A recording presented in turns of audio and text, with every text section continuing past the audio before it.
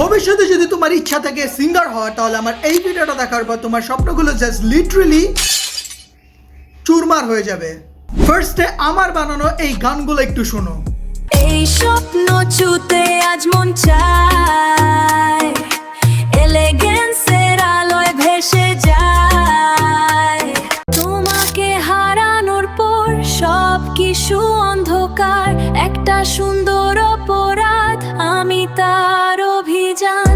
Now every beat of my heart just whispers your name. তোমরা তখন যে কটা গান শুনতেছিলে তার সবগুলোই ছিল এআই জেনারেটেড, অর্থাৎ এই গানগুলোকে আমি এআই ভয়েস এবং মিউজিক দিয়ে তৈরি করছি, তাও আবার জাস্ট কয়েক মিনিটের মধ্যে।